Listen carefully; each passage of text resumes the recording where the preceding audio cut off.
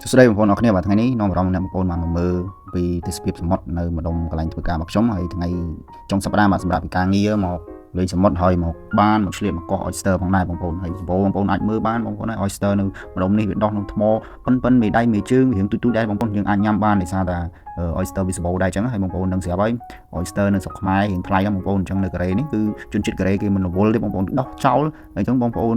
ជាពលករយើងមួយចំនួនពេលដែលទៅពីការងារដូចខ្ញុំជាដើមអញ្ចឹង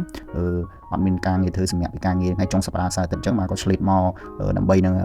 កោះ oyster កោះ oyster ណាបងប្អូនគ្មានប្រដាប់ប្រដាឧបករណ៍អីដូចគេអ្នកជំនាញបងប្អូនកែច្នៃដៃទៅស្អៃនៅរោងចក្រដូចប្រដាប់កោះកង់ម៉ូតូអញ្ចឹងហើយមានដុំថ្មម្ដងអត់មានញួរមានអីទេកោះដំបងប្អូនបានហូបទេតាអញ្ចឹងអ្នកអត់ជំនាញតាមរបៀបអ្នកអត់ជំនាញបងប្អូនអញ្ចឹងហើយសម្រាប់ការកោះ oyster ណាបើសិនបងប្អូនមិនពាក់ស្រោមដៃមិនមានអីកោះមកងាយនឹងមុតដៃមែនតើខ្ញុំបេះមុតដៃម្ដងដែរបាទដោយសារអត់បានពាក់ស្រោមដៃអញ្ចឹងក៏ឆ្លៀតទៅកន្លែងការងារបាទដើម្បីយកស្រោមដៃមកកោះហើយបងប្អូនអាចមើលបាននេះដៃគូរបស់ខ្ញុំបាទមកធ្វើការមួយគ្នាគាត់ជាអ្នកប្រលះបាទយកសាច់ហើយខ្ញុំវិញជាអ្នកកោះចេញពីថ្មបាទបងប្អូនអាចមើលបានបាទច្រើនគូសំដែរចូលថ្ងៃហ្នឹងកោះបានខ្ទង់មកជិត5-6 គីឡូដែរបងប្អូនចែកគ្នាហូបវិញហ្នឹងហើយផ្ញើបងនៅមួយគ្នាផងដែរបាទអញ្ចឹងវីដេអូមានប៉ុណ្្នឹងបាយបងប្អូនអរគ្នាបាទ